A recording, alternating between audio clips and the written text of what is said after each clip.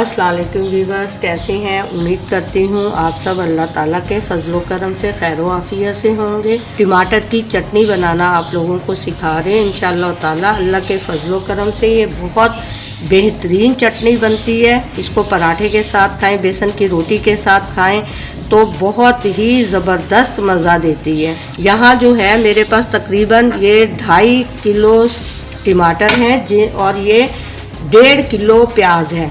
2.5 kilo टमाटर है, 1.5 kilo प्याज है। अब मैं इसको जो है इसके अंदर बाकी के इंग्रेडिएंट्स शामिल करूँगी और ये उन बच्चियों के लिए जो नया नया खाना पकाना सीख रही हैं या वो ख़वातीन जो पाकिस्तान में या यूरोप कंट्रीज़ में रहती हैं या वहाँ का तो शेड्यूल बहुत सख्त है, उनके लिए बहुत आसानी रहेगी। इसके लिए इस चटनी को बना के रख लें। बिरयानी में भी आप इस्तेमाल कर सकते हैं, गोश्त के सालन में इस्तेमाल कर सकते हैं, दालों में, सब्जियों में, हर जगह आपकी ये चटनी शामिल करके आप अपना खाना तैयार कर सकते हैं। क्या तकरीबन 100 ग्राम अदरक है मेरा ये और तकरीबन 150 ग्राम तक जो है वो लहसुन है मेरा। यहाँ साथ ही मैं 2 टेबल स्पून जो है मैं सूखे धनिए के शामिल कर दूँगी, खुश्क पिसे हुए धनिए के। 2 टेबल स्पून यहाँ मैं शामिल कर रही हूँ लाल मिर्च। हल्दी मैंने शामिल की है 1 टेबल स्पून के बराबर। यहाँ जो है मैं 2 टेबल स्पून ही यहाँ चाट मसाला शामिल करूँगी। इंशाल्लाह ताला रमज़ान के लिए ये बेहतरीन ज़बरदस्त कारआमद चीज़ है। ये बस मैं इनको अब बहुत अच्छा सा मिक्स कर लूँगी। मिक्स करके साथ ही यहाँ जो है मैं नमक और ऑयल जो है इसके अंदर शामिल करूँगी। मिर्च और नमक जो है आप अपने टेस्ट के हिसाब से डालें।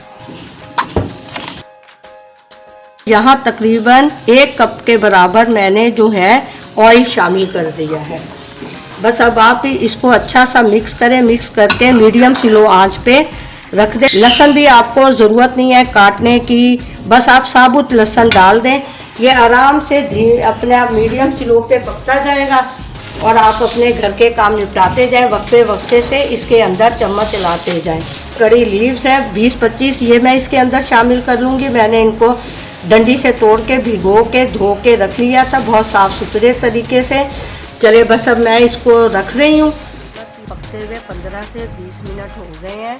मेरा प्याज और टमाटर जो था वो थोड़ा नीचे हो गया। ये देख लें अच्छा खासा उबाल है। इसको आपने बस 5 से 7 मिनट के बाद आपने इसमें चम्मच चलाते जाना है।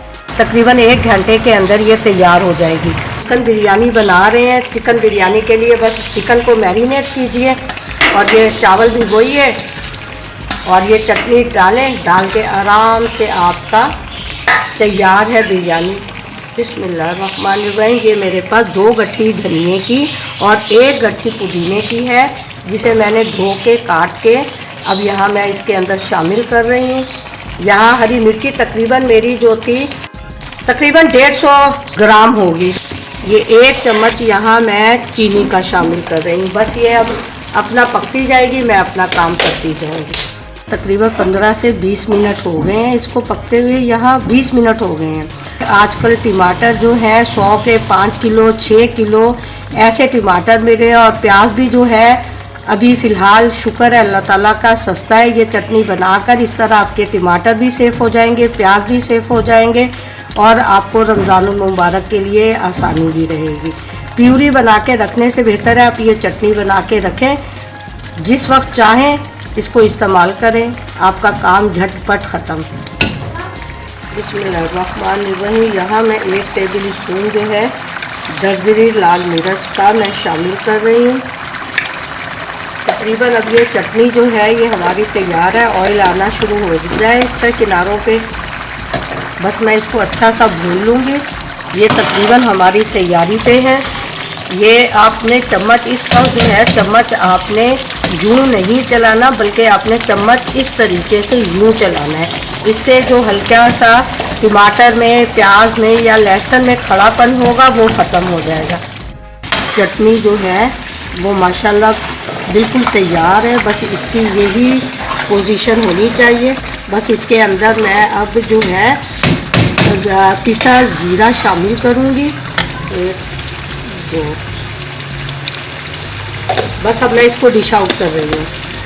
ये मैंने जो है हाफ जो है यहाँ डिश आउट किया और हाफ जो है वो मैंने पैकेट बना के फ्रीज़ कर दिया। आप इसके अपने हिसाब से पैकेट बनाएं। जब दिल चाहा आपका किसी सालन को बनाने का, रमज़ान में बिरयानी बनाने का, तो अगर आप दाल बना रहे हैं, नॉर्मल दाल चावल के लिए दाल बना रहे हैं, तो उसके अंदर बस आप ये 3 टेबल स्पून डाल दीजिए।